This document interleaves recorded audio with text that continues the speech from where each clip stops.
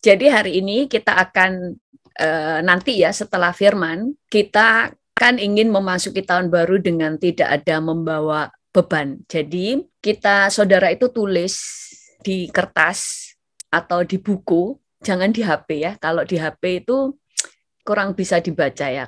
Walaupun saya nggak membaca, malaikat yang baca.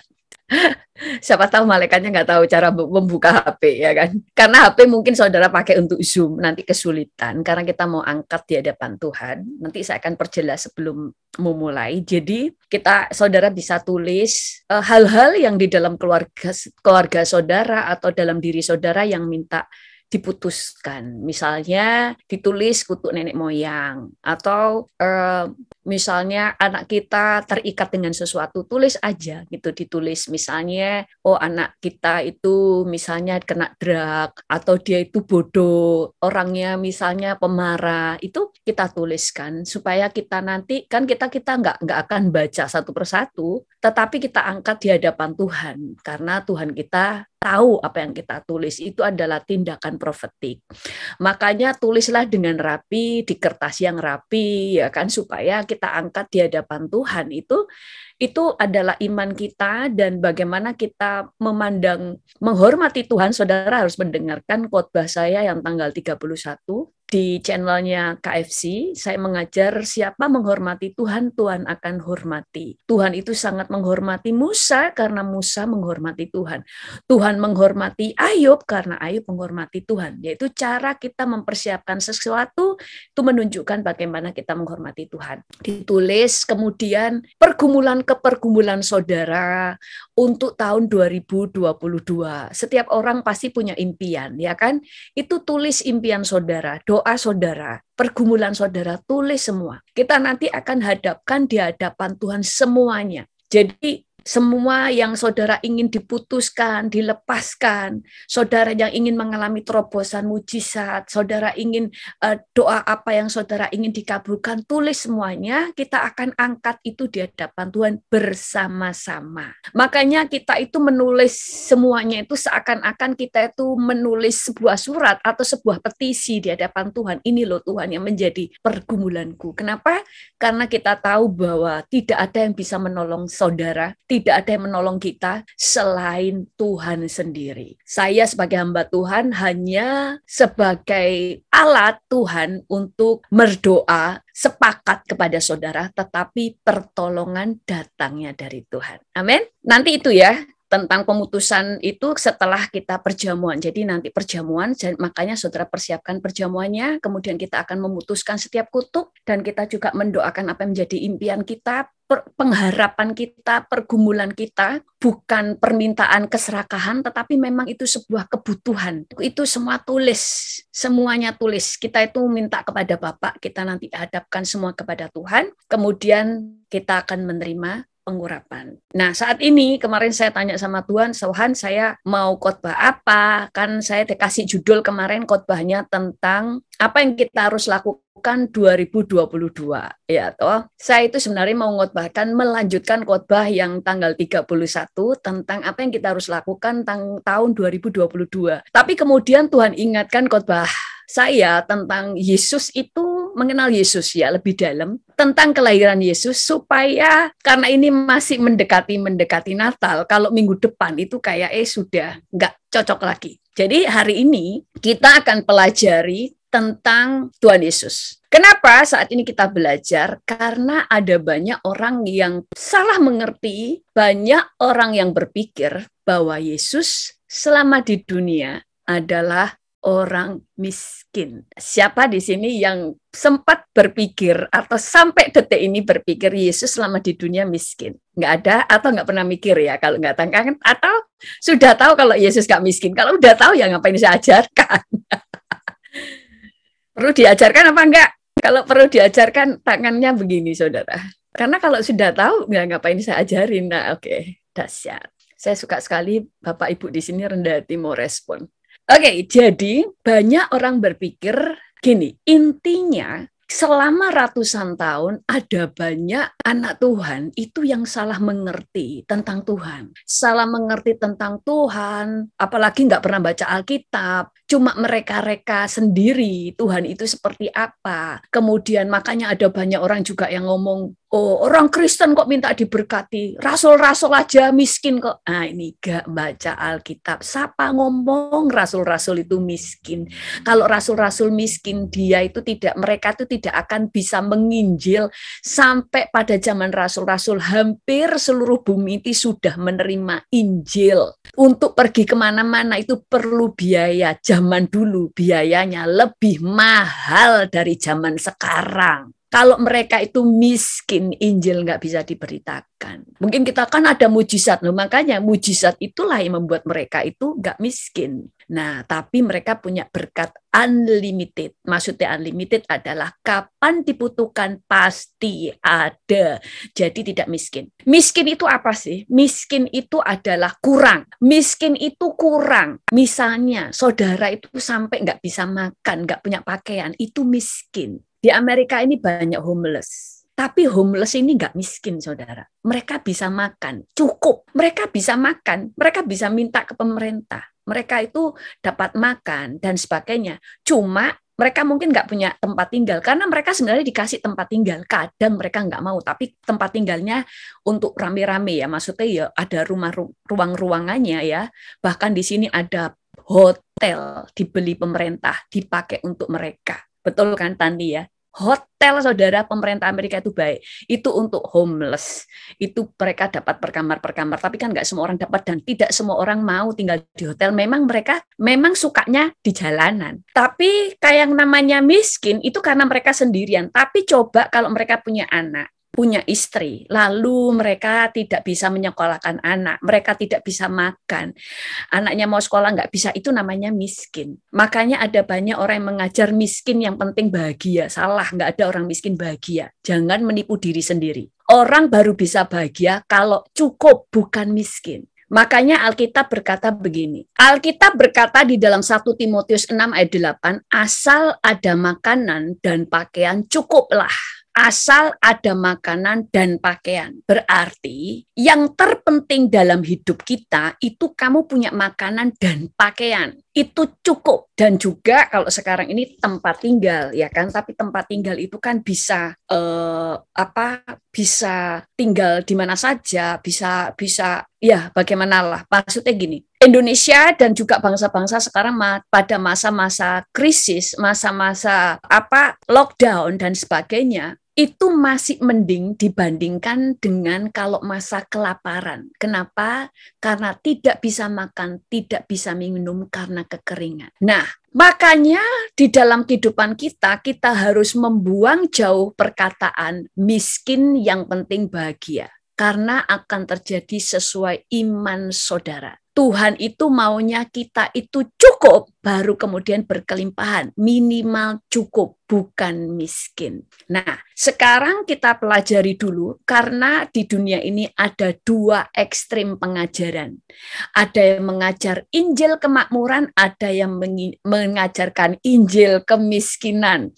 Yang percaya miskin, Yesus miskin, rasul-rasul miskin, kamu harus miskin, orang dijadi kaya itu kedagingan, orang kaya itu gak masuk surga, orang kaya itu mata duitan, orang kaya itu menjadikan cinta akan uang dan sebagainya. Nah, itu juga salah. Kemudian yang mengajarkan Injil kemakmuran itu juga terlalu ekstrim dengan mengajar bahwa kamu memberikan kamu memberikan ke gereja 1 juta atau 1.000 ya kan, nanti menjadi 10.000 dan sebagainya. Nah, ini juga salah gitu loh. Karena pengajaran itu harus seluruhnya diajarkan dengan seimbang. Karena harus diajarkan cara pengelolaan keuangan dan sebagainya. Nah, tetapi sekarang kita mau ajarkan supaya pengertian-pengertian yang salah di masa lalu itu dirontokkan. Yang pertama, banyak orang berpikir bahwa Yesus selama di dunia itu miskin. Nah, kita akan baca dulu, kenapa kok Tuhan Yesus dianggap miskin. Saya memberikan khotbah ini untuk mengawali tahun baru karena supaya kita punya pengertian yang benar. Supaya kita punya iman yang benar dan kita tidak tertuduh pada waktu kita minta diberkati oleh Tuhan. Di sini dikatakan Yesus tidak punya tempat tinggal, berarti Yesus miskin. Ayatnya apa? Di dalam Matius 8 ayat 28 berkata begini. Yesus berkata kepadanya, serigala mempunyai liang dan burung mempunyai sarang, tetapi anak manusia tidak mempunyai tempat untuk meletakkan kepalanya. Dikatakan serigala aja mempunyai liang, burung aja punya sarang, tapi anak manusia tidak punya tempat untuk meletakkan kepalanya. Berarti Yesus gak punya tempat tinggal, Yesus gak punya rumah, berarti Yesus itu benar-benar miskin. Langsung punya bayangan Yesus itu luntang-lantung jalan gitu ya kan, cari tumpangan gitu kan. Aduh, kasihan sekali gitu toh. Padahal kalau kita mengenali Yesus, nah ini saya jelasin satu persatu nanti deh supaya lengkap dulu. Kedua, kenapa Yesus dituduh sebagai orang miskin? Karena Alkitab berkata Yesus menjadi miskin supaya kita menjadi kaya. Firman Tuhan berkata begini dalam 2 Korintus 8 ayat 9. 2 Korintus 8 ayat 9. Karena kamu telah mengenal kasih karunia Tuhan kita, Yesus Kristus, bahwa Ia yang oleh karena kamu menjadi miskin sekalipun Ia kaya, supaya kamu menjadi kaya oleh karena kemiskinannya. Dia menjadi miskin sekalipun Ia itu kaya. Nah, ini meneguhkan kan bahwa Yesus itu miskin. Kedua, Yesus lahirnya di palungan. Firman Tuhan berkata begini, dan Ia melahirkan seorang anak laki-laki, anaknya yang sulung, lalu dibungkusnya dengan lampin dan dibaringkannya di dalam palungan, karena tidak ada tempat bagi mereka di rumah penginapan. Kita udah tahu ya, nggak usah dibaca lengkap kan atas-atas ayatnya, ini bicara tentang Tuhan Yesus. Dikatakan Maria melahirkan seorang anak laki-laki, anaknya yang sulung, lalu dibungkusnya dengan lampin, dibaringkannya di dalam palungan, karena tidak ada tempat bagi mereka di rumah penginapan. Lalu di ayat berikutnya, kita juga melihat Yesus itu miskin, kita lihat dari materi orang tuanya. Secara materi, memang mereka miskin dilihat dari mana? Dilihat dari Lukas 2 ayat 22 sampai 24. Di sini dikatakan, dan ketika genap waktu pentahiran, menurut hukum Taurat Musa, mereka membawa dia ke Yerusalem untuk menyerahkannya kepada Tuhan.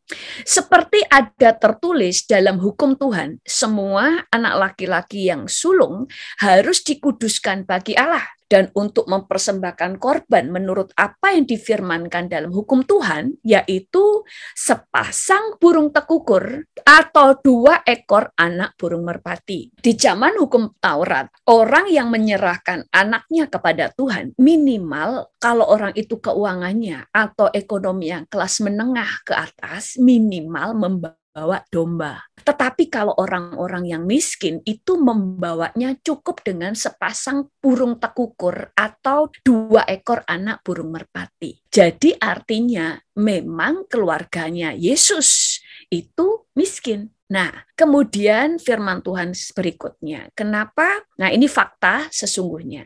Nah, saya jelasin dulu satu persatu. Tadi dikatakan begini, serigala mempunyai liang dan burung mempunyai sarang, tetapi anak manusia tidak mempunyai tempat untuk meletakkan kepalanya. Nah, ini belum tentu, dan ini Tuhan tidak sedang berbicara tentang dirinya tidak punya tempat. Nanti saya akan buktikan ada banyak hal. Kenapa kok ini bukan bicara Yesus gak punya tempat tinggal?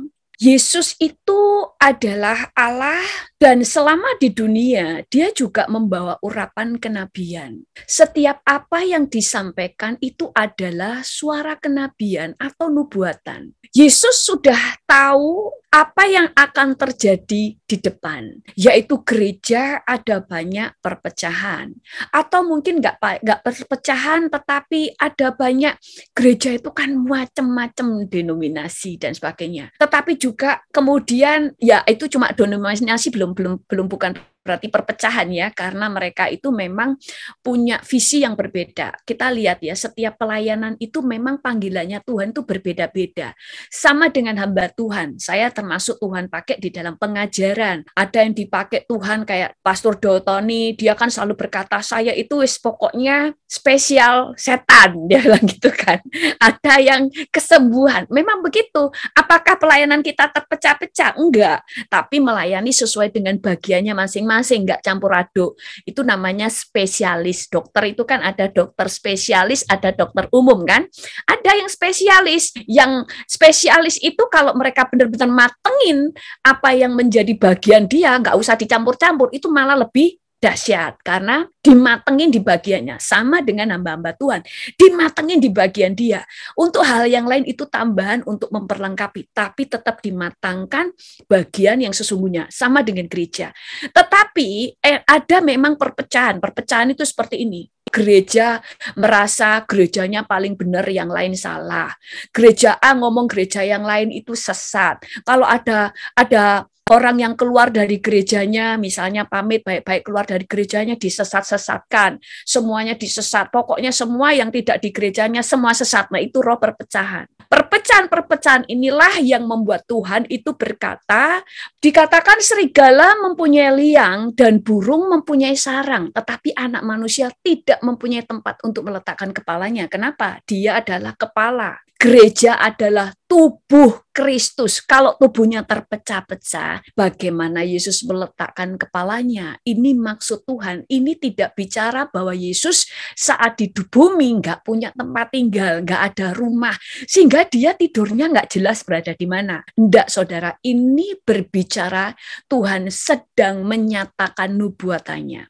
Akan ada banyak perpecahan karena banyak gereja, nggak semua ya, ada banyak gereja yang membangun kerajaannya sendiri, eksklusif membangun kerajaannya sendiri, sehingga itu sebabnya dia akan mengajar jemaatnya, pokoknya gereja yang lain sesat, pendeta yang lain itu sesat, pengajaran-pengajaran di Zoom semua sesat, ya Anda yang sesat, pada yang enggak. Tetapi kalau hamba Tuhan yang tidak memecah-mecahkan diri, dia akan menyatakan mana yang benar, mana yang sesat, enggak langsung ngomong semuanya sesat, ngerti ya?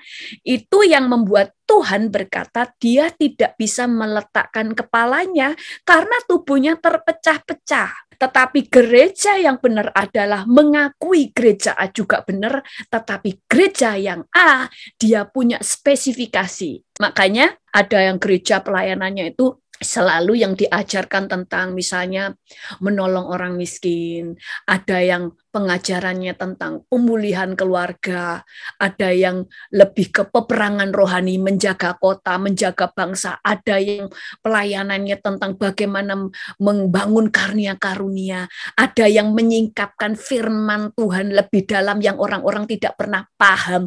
Itu semuanya itu saling melengkapi, dan hamba Tuhan yang gereja yang tidak terpecah-pecah, mereka saling mensupport satu dengan yang lain, mengakui setiap kelebihan yang lain. Tapi gereja yang punya spirit yang membangun dirinya sendiri selalu mengajarkan yang lain semuanya salah, cuma gerejanya benar. Dan itu yang Tuhan sedang nubuatkan. Ada masa ya sekarang ini juga. Tapi sekarang ini sudah Tuhan sedang ngadai pemulihan ya. Sekarang ini sedang masa pemulihan segala sesuatu. Setiap orang mulai terbuka karena sekarang mulai internet dibuka, mulai pelayanan Zoom terbuka, sehingga semua orang bisa mendengarkan kebenaran dari berbagai sisi. Kalau dulu misalnya seseorang pun dari gereja A akan diajar jangan ke gereja B karena gereja B itu sesat, sehingga mereka itu cuma taunya diajar di situ saja, ya kan? Tapi sekarang tidak ada yang bisa berkata, kamu jangan ke gereja A, jangan ke gereja B, karena semua terbuka, bisa ikut Zoom-nya, bisa ikut YouTube-nya. Tuhan sedang memulihkan segala sesuatu. Nah, pada waktu terpecah-pecah itu, Tuhan nggak bisa meletakkan kepalanya. Tapi sekarang sedang ada pemulihan, sehingga yang Katolik mendengarkan khotbahnya orang Kristen. Orang Kristen juga mulai belajar dari segi yang positif dari orang Katolik. Hal-hal yang diajarkan, semuanya mulai melengkapi, akhirnya supaya Tuhan bisa meletakkan kepalanya. Jadi ini tidak bicara bahwa Yesus tidak punya tempat tinggal. Amin. Jadi bukan Yesus nggak punya tempat tinggal, tapi bicara tentang gereja yang terpecah-pecah. Tapi Ingat, saat ini sedang pemulihan segala sesuatu. Tadi dikatakan Yesus menjadi miskin karena kamu telah mengenal kasih karunia Tuhan. Kita, Yesus Kristus, bahwa ia yang oleh karena kamu menjadi miskin, sekalipun ia kaya, supaya kamu menjadi kaya oleh kemiskinannya. Saudara, Yesus itu raja di atas segala raja. Dia penguasa langit dan bumi. Saudara, dikatakan di surga itu jalannya saja emas. Bahkan orang yang baru bertobat di level paling bawah pun, mereka kemudian lihat surga, hampir kayak semua. Hanya kadang-kadang ada ibu-ibu yang kadang-kadang nggak mau di surga duluan karena ingat anaknya itu loh. Kasih ibu itu nggak cuma sepanjang jalan, saudara, sepanjang surga. Ada seorang ibu udah dibawa Tuhan ke surga, lihat surga, dia bilang gini, Tuhan aku nggak mau mati, Tuhan gimana dengan anakku, Tuhan gimana dengan anakku. Dia bilang gitu, dia sampai kesaksian. Dia ngomong sama saya, di surga bagus, tapi saya ingat anak saya masih kecil. Saya baru mau mati kalau anak saya juga mati, ya itu ya. Tapi kalau yang lain-lainnya ya, biasanya masuk surga tidak mau balik Indonesia, walaupun dia ada di level paling rendah pun. Begitu indahnya, apalagi istananya Tuhan Yesus. Tapi Yesus menjadi manusia, artinya dia menanggalkan semua kekayaannya menjadi manusia biasa. Padahal dia sangat kaya, menjadi miskin karena kita. Nah, kemudian berikutnya adalah lahirnya di palungan. Lahir di palungan, di sini perhatikan kata-katanya. Dan ia, Maria ya, melahirkan seorang anak laki-laki, anaknya yang sulung. Lalu dibungkusnya dengan lampin dan dibaringkannya di palungan. Karena tidak ada tempat bagi mereka di rumah penginapan. Ini rumah penginapan. Mereka tidak ada tempat, bukan tidak bisa bayar tempat penginapan, tapi tidak ada tempat bagi mereka. Nah, ini kita mulai melihat begini. Pada waktu itu Yesus lahir, itu adalah masa, waktu itu ada sensus pertama, sensus penduduk pertama yang terjadi di dunia ini ya, itu ada sensus pertama. Ada sensus sehingga semua orang datang ke kota itu. Saudara bisa bayangkan, itu pasti berebut tempat penginapan. Dan Maria dalam keadaan mengandung. Dulu tidak ada pesawat, tidak ada mobil. Dia pasti dalam keadaan mengandung, nggak bisa dong kalau misalnya naik keledai, kemudian keledainya ngebut larinya, kan nggak mungkin ya kan? Apalagi hamil tua, saudara, itu nggak mungkin ngepot ya kan, wah buanter gitu ya. Dia pasti pelan-pelan, makanya ya terlambat. Nah, tetapi seterlambat-terlambatnya nggak ada penginapan. Masa sih saat itu semua orang nggak punya hati melihat ada seorang wanita dalam keadaan hamil tua mau melahirkan, nggak ada yang buka pintu. Nggak mungkin kan? Betapa jahatnya orang zaman itu. Enggak, saudara. Tetapi karena memang Tuhan sudah izinkan terjadi bahwa Yesus memang harus lahir di palungan. Karena itu sebagai tanda profetik bahwa Yesus adalah anak domba. Saya baca di dalam ayat firman Tuhan dikatakan begini. Pada keesokan harinya, Yohanes melihat Yesus datang kepadanya. Dan Yohanes berkata, lihatlah anak domba Allah yang menghapus dosa dunia. Yesus itu adalah seseorang yang dipersiapkan menjadi domba Paskah. Dia akan dikorbankan. Makanya Yesus memang harus lahir di palungan. Karena secara profetik dia adalah domba Paskah.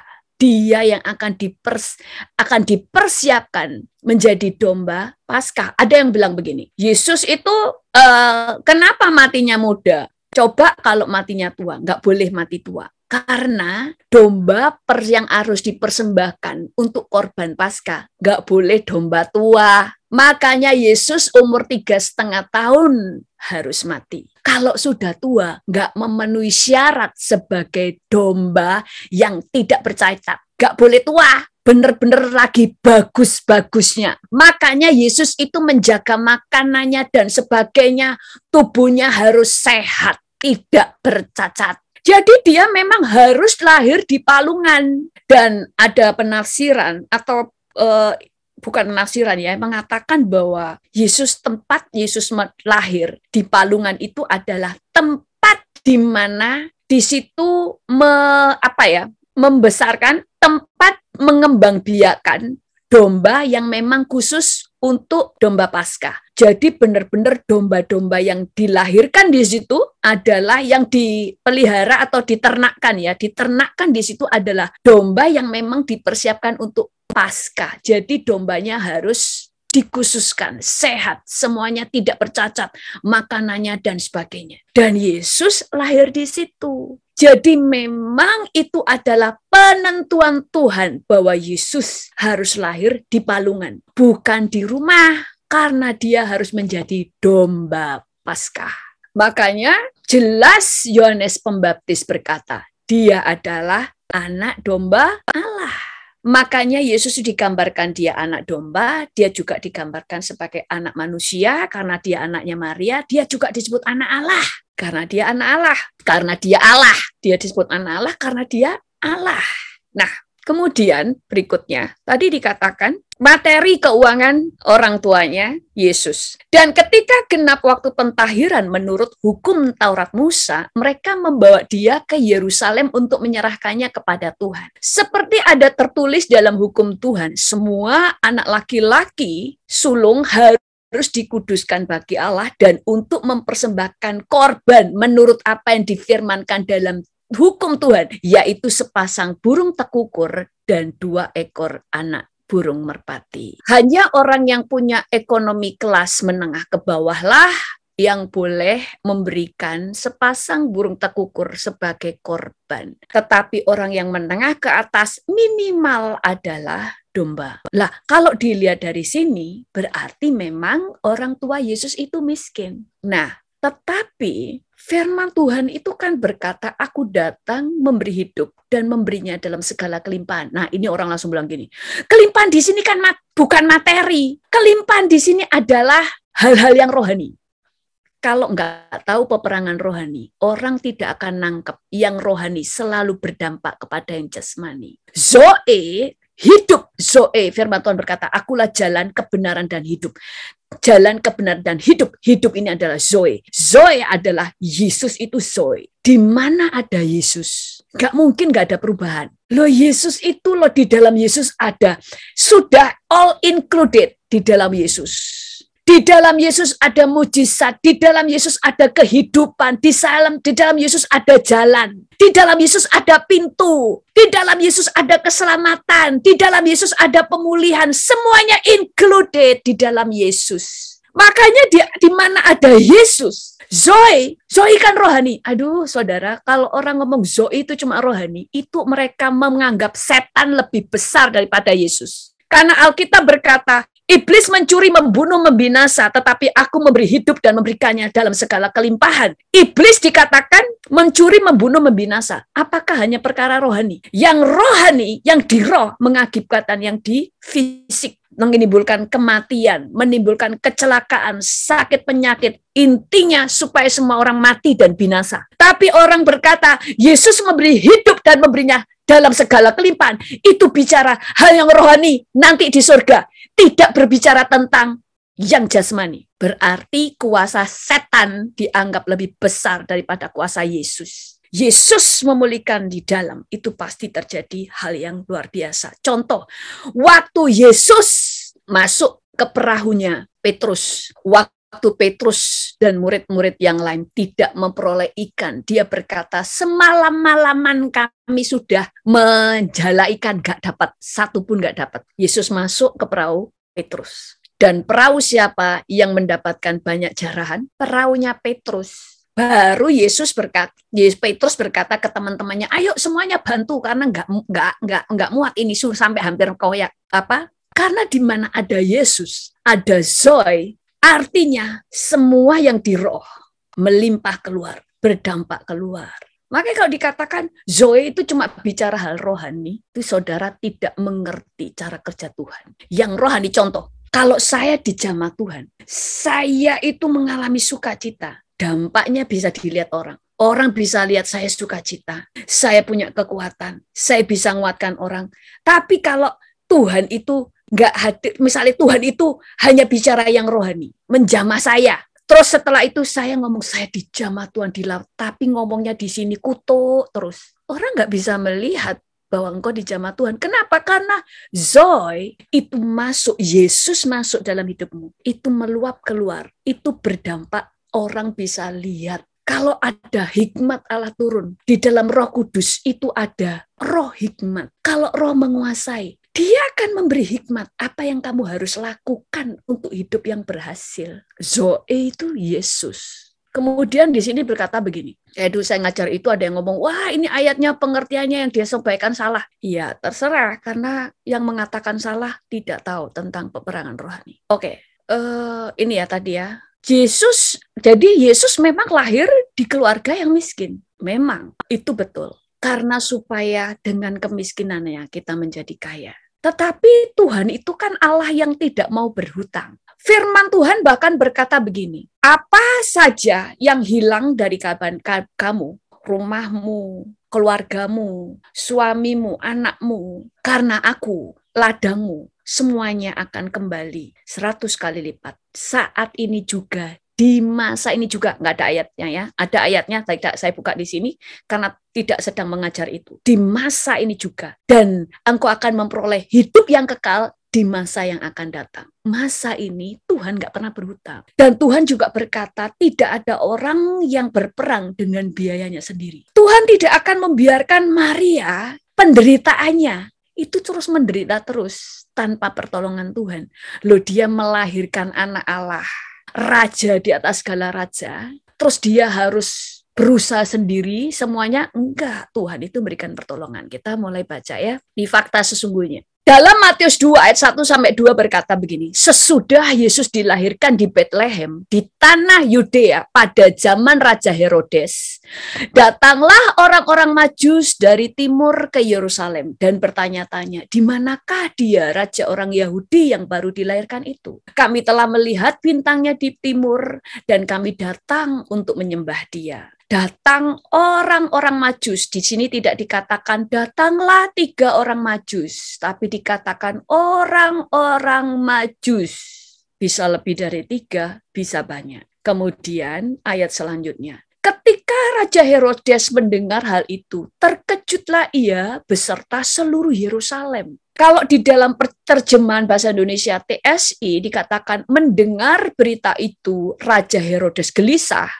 Dan seluruh penduduk Yerusalem ikut menjadi gempar. Dikatakan seluruh, di terjemahan-terjemahan lain juga dikatakan seluruh Yerusalem jadi gempar. Saudara, kalau yang datang orang Majusnya cuma 3, tidak akan gempar. Seluruh Yerusalem gempar. Kenapa? Orang Majus itu, kalau Majus ya, dikatakan Majus itu artinya orang Majus itu di dalam bahasa Latin itu magus, tulisannya magus. Itu artinya orang-orang bijak, arti yang pertama. Tetapi juga punya arti adalah raja-raja dari timur. Makanya tadi dikatakan bahwa orang-orang Majus dari timur. Jadi yang datang itu adalah raja-raja dari timur atau orang-orang bijak. Makanya pada waktu kedatangannya, itu menggemparkan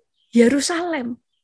Wah, sopo itu yang dicari ya? Sampai raja-raja ini pada datang, siapa yang lagi dicari? Sampai raja-raja ini dari timur datang rombongan besar. Saudara, kalau zaman sekarang orang bisa bepergian dengan ATM, naik pesawat, aman. Zaman dulu perjalanannya jauh, memakai onta. Bisa berhari-hari di dalam perjalanan. Ada banyak perampok di kanan kiri. Makanya perlu penjagaan ekstra. Mereka itu sudah di dalam image-nya, mereka itu akan datang ke kerajaan di istana, pasti nanti ketemu bayinya di istana karena mereka taunya ini anak raja karena dikatakan lahir seorang raja. Berarti kan anaknya raja, dia lahir pasti di istana. Jadi mereka mempersembahkan persembahan. Kalau mempersembahkan persembahan cuma sedikit, itu menghina raja. Penghinaan, kayak raja nggak bisa beli. Kayak sekarang saudara misalnya,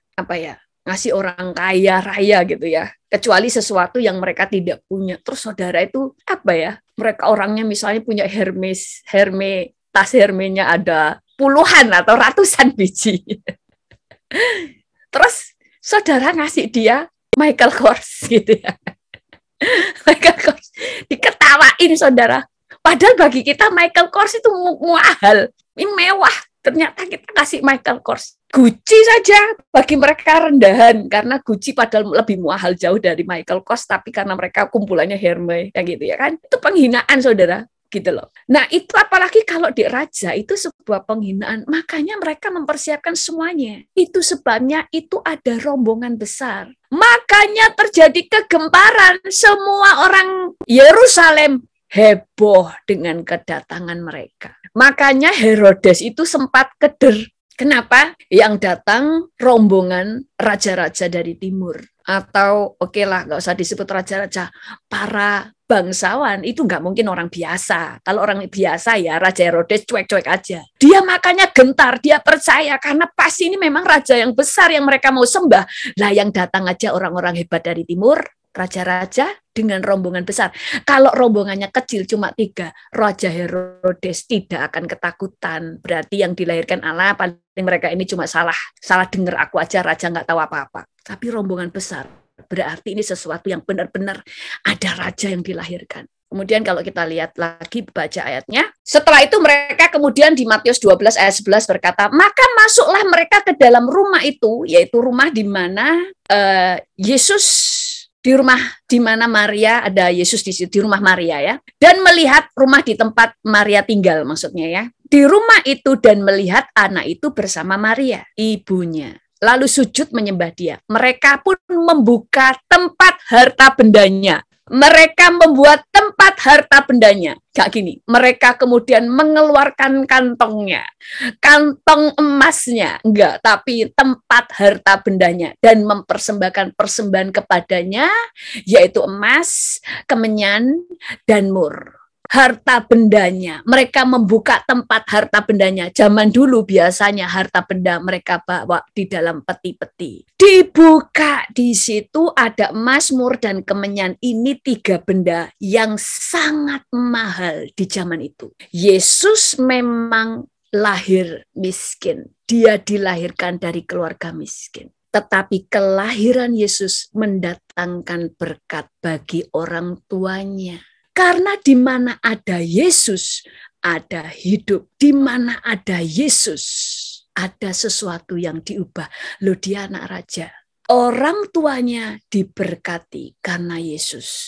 Allah Bapa itu tidak akan membiarkan Maria bersusah payah sendiri membesarkan Yesus. Cari biaya sendiri kemana-kemana. Tuhan memberkati dia.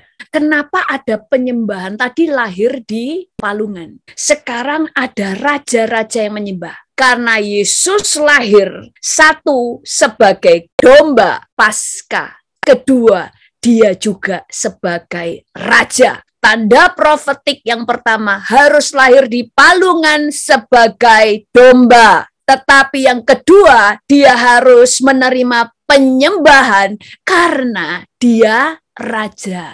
Karena Yesus itu dia domba iya, tapi dia juga anak Allah, dia raja. Jadi 2 hal ini harus terjadi. Tadi dikatakan, kalau saudara baca, Tuhan Yesus lahir di palungan. Gembala-gembala datang ke sana. Tetapi para orang Majus tidak dikatakan datang dan melihat Yesus di atas palungan. Karena ini adalah waktu yang berbeda. Pada waktu orang Majus datang dengan para gembala datang melihat Yesus, itu waktu berbeda. Di tempat yang berbeda. Yesus pertama memang lahir di palungan. Tapi pada waktu orang-orang Majus datang, sudah tidak di palungan. Dan ini terjadi setelah Yesus dibawa ke bait Allah untuk dipersembahkan. Waktu Yesus dipersembahkan di bait Allah, Maria dan Yusuf masih dalam keadaan miskin. Dia cuma membawa burung tekukur. Tetapi setelah datang para orang Majus membawa penyembahan, di situ Maria juga melihat, anakku memang raja. Walaupun dia sudah tahu bahwa anak yang dilahirkan adalah anak Allah.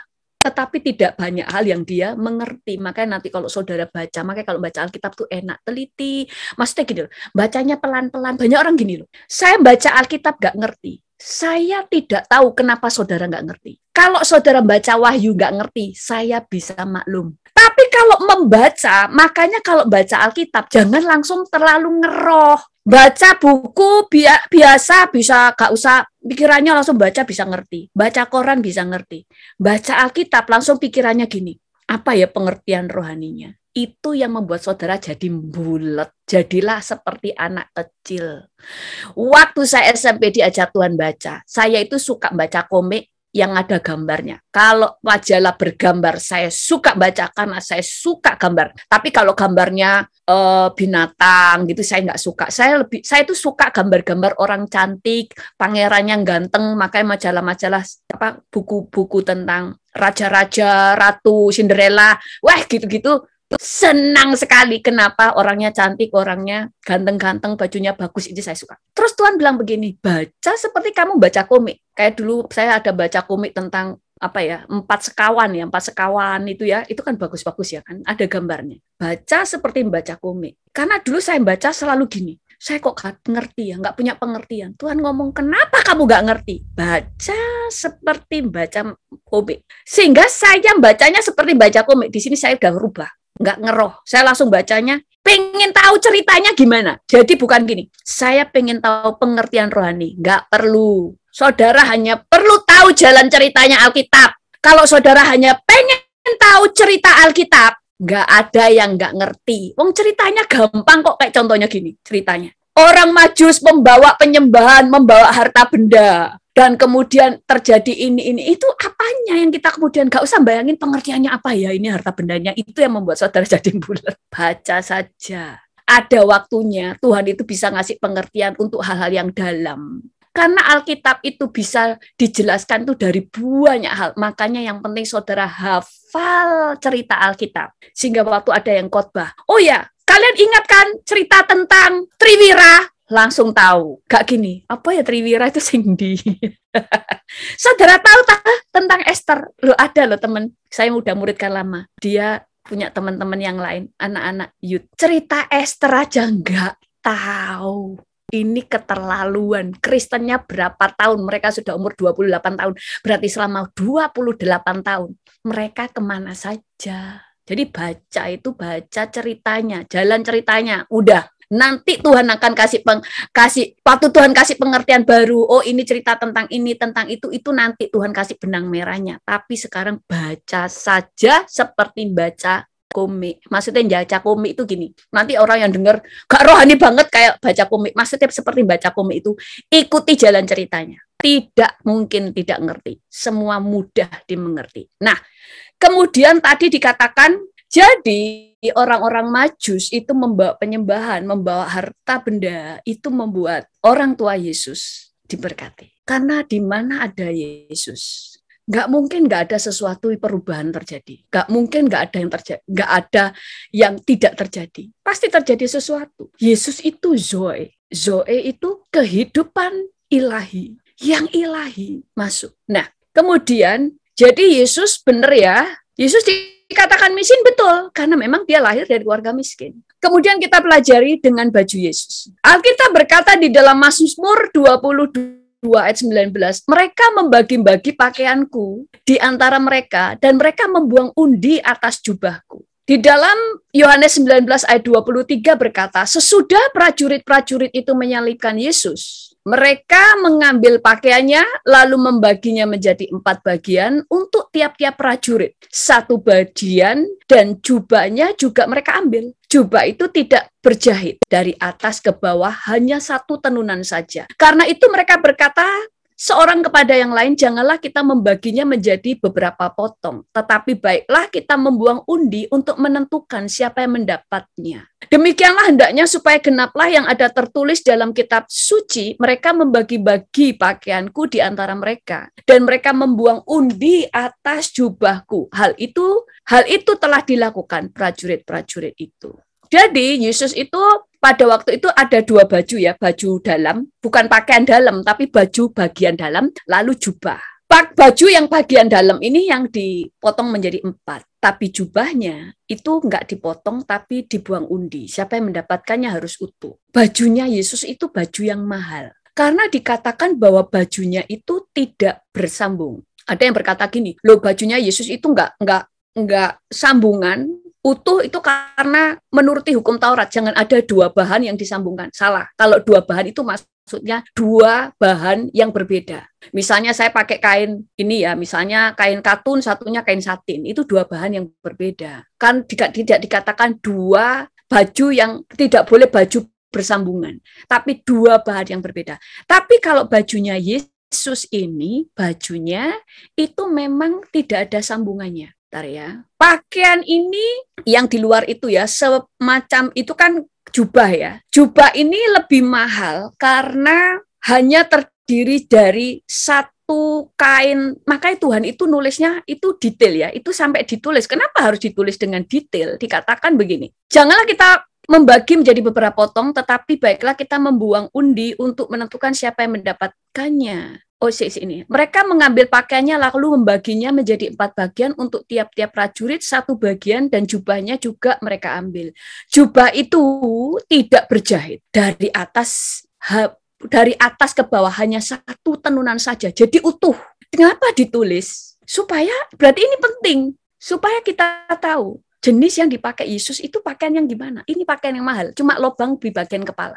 Itu pakaian ini termasuk langka. Karena itu baju mahal, termasuk langka. Makanya itu diperebutkan sampai mereka membuang undi. Ini nggak boleh dipotong karena ini mahal. Nggak boleh dipotong. Justru mahalnya itu karena nggak ada potongannya. Makanya jangan dipotong-potong. Jadi Tuhan Yesus itu tidak miskin. Lalu seperti apa Yesus? Nanti saya jelaskan.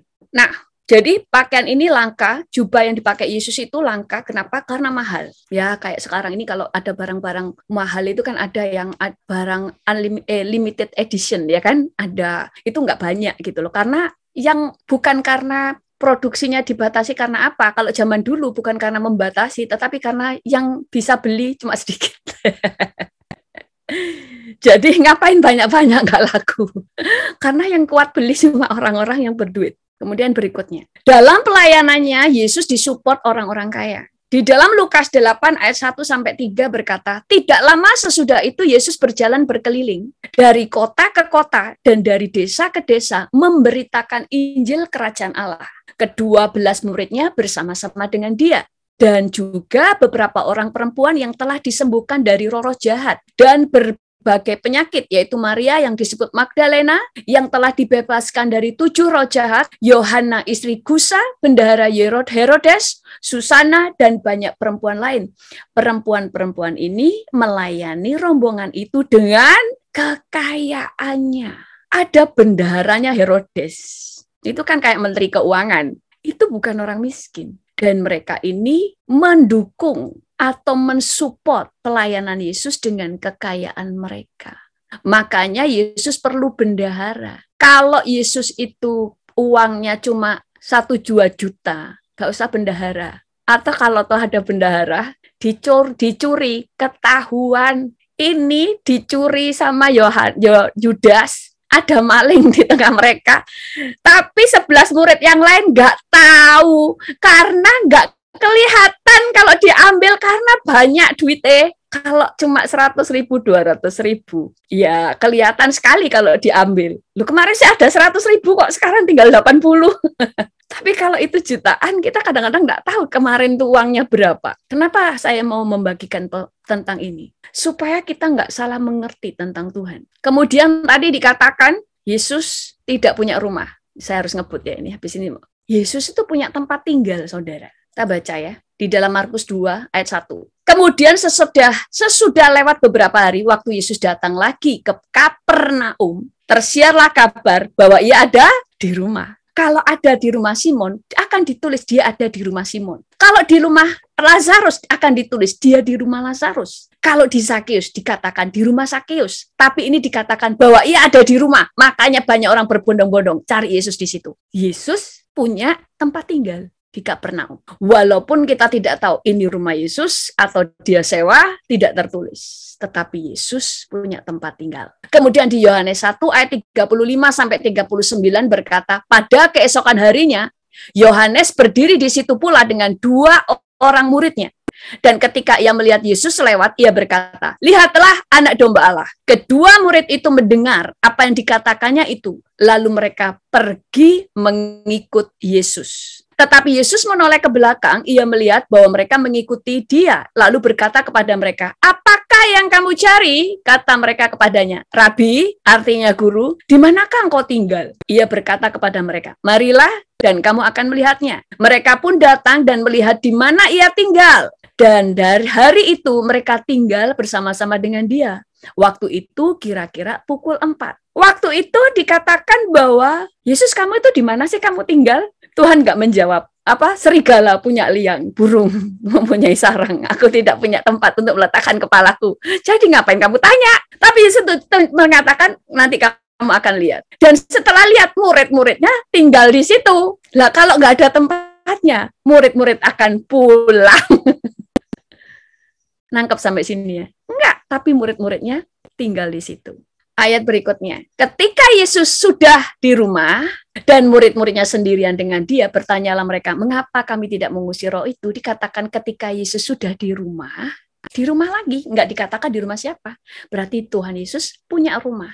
Nah, jadi mengerti sampai sini ya, Yesus tidak miskin. Tetapi kalau kemudian diajarkan juga misal, Yesus itu rumahnya ada di mana-mana, milik Yesus sendiri, itu kurang sesuai dengan karakter Yesus. Karena Yesus itu selalu mengajar arti kata cukup. Yesus itu bukan Allah yang mengajarkan pemborosan. Makanya setelah dia memecah-mecahkan roti, sisa 12 bakul, nggak dibuang, disuruh kumpulin.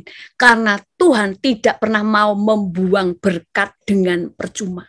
Makanya kalau tempat tinggal, bisa Yesus itu memang beli permanen, bisa dia menyewa, tapi mungkin menyewa karena Tuhan itu adalah Allah yang praktis. Tuhan Yesus selalu mengajarkan untuk tidak menimbun harta, tidak menjadi orang-orang yang pemborosan. Dia selalu melatih kita untuk bertanggung jawab dengan semua yang kita percaya. Dan dia itu orang Yahudi. Orang Yahudi itu perhitungan. Dalam arti perhitungan itu dia tidak akan mengeluarkan uang untuk hal yang sia-sia. Itu karakternya Yesus. Seperti apa kok kita tahu karakter Yesus? Ya dari Alkitab, dari apa yang dia ajarkan, seperti itulah karakter dia. Kenapa dia ada rumahnya tadi ada di Kapernaum dan ada di kota yang lain? Ya karena memang perlu. Mungkin itu menyewa, kita tidak tahu ya karena tidak diceritakan. Tapi yang jelas dia punya tempat tinggal. Karena setiap kali Yesus harus di dalam Lukas 13 ayat 22 berkata, kemudian Yesus berjalan keliling dari kota ke kota dan dari desa ke desa sambil mengajar dan meneruskan perjalanannya di Yerusalem. Yesus itu punya berkat unlimited di dalam dirinya. Kalau dia saat itu yang dibutuhkan orang-orang di sekitarnya adalah kesembuhan, dia membawa kesembuhan. Dan Alkitab juga mengajar kalau engkau memberitakan Injil, jangan membawa apa-apa. Cukup pakaian yang ada di dalam dirimu. Ya kan? Gak perlu membawa sampai duitnya dibawa semua, kan enggak? Gimana orang bisa berkata Yesus miskin? Kalau memberi makan saja roti, dia tinggal membuat mujizat dan menjadi 5.000 lebih. Bahkan juga, kita baca dulu ayatnya. Dikatakan, kita kan sudah hafal yang 5.000 ya. Ini ada lagi yang 4.000. Ini banyak yang tidak pernah membaca yang ini. Sesudah itu ia mengambil ke-7 roti dan ikan-ikan itu, mengucap syukur, memecah-mecahkannya dan memberikannya kepada murid-muridnya. Lalu murid-muridnya memberikannya pula kepada orang banyak dan mereka semuanya makan sampai kenyang. Kemudian orang mengumpulkan potongan-potongan roti itu, sisa 77 bakul penuh. Yang ikut makan ialah 4.000 orang laki-laki, tidak termasuk perempuan dan anak-anak. Lalu Yesus menyuruh orang banyak itu pulang. Ia naik perahu dan bertolak ke daerah Magadan. Jadi Yesus itu membuat mujizat 5 roti 2 ikan menjadi 5.000, sisa 12 bakul, lalu membuat dari 7 roti dan ikan-ikan kecil menjadi 4.000 laki-laki, belum termasuk perempuan dan anak-anak, dan sisa 7 bakul. Gimana dikatakan Yesus miskin? Kalau yang dilayani Yesus membutuhkan makan, maka yang dipecahkan adalah makan. Yang dibutuhkan kesembuhan, maka kesembuhan. Kalau dibutuhkan uang, maka dia juga ada uang. Karena Yesus adalah Zoe, kehidupan ilahi. Di mana ada Yesus, bahkan di sini dikatakan di dalam Matius 17 ayat 25, 24 sampai 25 berkata begini. Tetapi supaya jangan kita menjadi sandungan, waktu ini bicara tentang membayar pajak, tetapi supaya jangan kita menjadi batu sandungan bagi mereka, pergilah memancing ke danau, dan ikan pertama yang kau pancing, tangkaplah dan bukalah mulutnya, maka engkau akan menemukan mata uang 4 dirham di dalamnya. Ambillah itu dan bayarlah kepada mereka, bagiku dan bagimu. Membayar pajak ada mujizat. Berkat di dalam Yesus adalah berkat unlimited. Saya membawakan firman ini supaya saudara mengenali siapa Yesus, supaya iman saudara, iman yang benar untuk menghadapi 2022. Markus 7 ayat 37 berkata, mereka takjub dan tercengang dan berkata, ia, yaitu Yesus, menjadikan segala-galanya yang baik, yang tuli dijadikannya mendengar, yang bisu dijadikannya berkata-kata. Kenapa? Ada banyak berkat di dalam Yesus. Apa yang dibutuhkan, itu yang dia lepaskan. Pencuri datang untuk mencuri, membunuh, dan membinasakan. Aku datang supaya mereka punya hidup dan mempunyainya dalam segala kelimpahan. Jadi di dalam Yesus, memang Yesus lahir dari keluarga miskin. Tetapi karena Maria melahirkan Yesus, Yesus membawa berkat bagi keluarganya. Apakah Yesus kaya raya? Saya lebih suka mengatakan berkatnya unlimited. Pada saat dibutuhkan, sama dengan rasul-rasul. Tuhan itu selalu memerintahkan mereka tidak perlu pergi kemana-mana membawa uang. Gimana mau membawa uang banyak misalnya? Ya dirampok orang, mencelakakan dirinya. Tapi secukupnya. Yesus berkelimpahan, tetapi dia hidup secukupnya. Makanya Paulus di zaman dia pelayanan ke kota-kota, dia menyewa rumah. Nggak perlu beli yang permanen, karena dia tahu pindah-pindah tempat. Jadi selalu mengeluarkan untuk hal-hal yang realistis, yang memang dibutuhkan, yang memang perlu. Yesus pun disupport wanita-wanita kaya. Tidak kekurangan di dalam pelayanannya, nggak akan kekurangan. Tapi bukan berarti Yesus hidup dengan segala kelimpahan, hidup di dalam kemewahan. Cukup kalau harus berpakaian bagus, menghargai dirinya sendiri, menghormati Tuhan. Kalau saudara diberkati, nggak perlu saudara pura-pura miskin, tapi juga nggak perlu menjadi orang yang kemaruk, ya kan? Nah, itu yang kita pelajari hari ini. Jadi, di mana ada Yesus, pasti ada mujizat di situ. Itu sebabnya hari ini nanti kita akan menerima perjamuan dan pengurapan. Kita akan bawa kepada Tuhan. Kita terima Zoe dari Tuhan. Di mana ada Yesus, ada hidup. Di situ ada pertolongan. Di situ ada jalan keluar. Makanya Tuhan katakan, aku adalah jalan dan hidup. Tuhan juga katakan bahwa dia adalah pintu. Kenapa? Di dalam pintunya Tuhan selalu ada pintu jalan keluar. Dosa yang paling menjijikkan sekalipun yang orang tidak tahu, tulis di situ. Karena kita mau bawa kepada Tuhan supaya kita mengalami kelepasan. Jadi, kalau kita melihat bahwa Yesus di dunia membalikkan keadaan, demikian juga di dalam kehidupan kita saat kita menerima Yesus. Amin. Oke, kita akan persiapan perjamuan. Kita menyanyikan satu lagu.